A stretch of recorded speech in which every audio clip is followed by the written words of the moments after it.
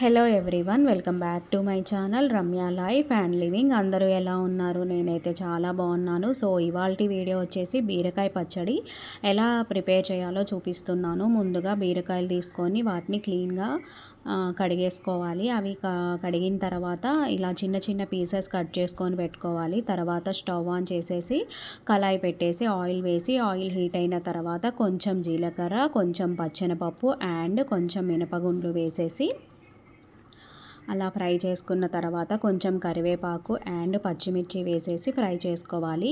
ఇవి ఫ్రై అయిన తర్వాత వీటిని పక్కన తీసేసుకొని పెట్టేసుకోవాలి బౌల్లో. తర్వాత అదే ఆయిల్లో బీరకాయ ముక్కలు కట్ చేసుకొని పెట్టుకున్నాం కదా, అవి కూడా వేసేసి ఒక 4 to 5 మినిట్స్ వరకు మనం వాటి మీద ఇలా ఒకసారి మిక్స్ చేసుకున్న తర్వాత పైన మూత పెట్టేసి ఒక 4 to 5 మినిట్స్ వరకు ఫ్రై చేసుకోవాలి.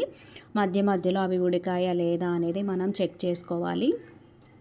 ఒక 4 to 5 మినిట్స్ వరకు అవి ఫ్రై చేసుకున్న తర్వాత దాంట్లో కొద్దిగా మనం పసుపు అండ్ కొంచెం సాల్ట్, మన టేస్ట్కి సరిపడా సాల్ట్ ఆర్ మనం సాల్ట్ అనేది మనం లాస్ట్లో అయినా యాడ్ చేసుకోవచ్చు.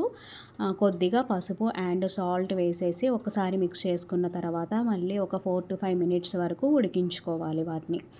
బీరకాయ ముక్కలన్నీ బాగా ఉడికిపోవాలి. ఇలా ఉడికిపోయిన తర్వాత దాంట్లో కొద్దిగా కొత్తిమీర వేసేసి మనం ముందుగా పక్కన పెట్టుకున్నాం కదా, ఇది మొత్తం చల్లారిపోవాలి. పూర్తిగా చల్లారిన తర్వాత మిక్సీ పట్టేసుకోవాలి. మనం ఎలా అయినా మనం పచ్చగా కావాలి అనుకుంటే అలా అయినా చేసుకోవచ్చు, ఆర్ మనం మెత్తగా అయినా మిక్సీ పట్టేసుకోవచ్చు. దాంట్లో కొద్దిగా చింతపండు కూడా వేస్తే కొంచెం టేస్ట్ అనేది యాడ్ అవుతుంది. తర్వాత ఇది కొంచెం చల్లారిన తర్వాత ఇలా పేస్ట్ లాగా చేసేసుకొని మనం తాలింపు పెట్టేసుకోవడమే. తాలింపు పెట్టేసుకుంటే మనకి చాలా టేస్టీగా ఉండేటువంటి బీరకాయ పచ్చడి రెడీ అయిపోతుంది. మనం ఇది అన్నంలోకైనా తినొచ్చు ఆర్ చపాతీలోకైనా తినేసేయచ్చు. సో వీడియో నచ్చితే ఖచ్చితంగా లైక్ చేయండి, షేర్ చేయండి అండ్ నా ఛానల్ని సబ్స్క్రైబ్ చేసుకోండి. Thank you. Bye bye.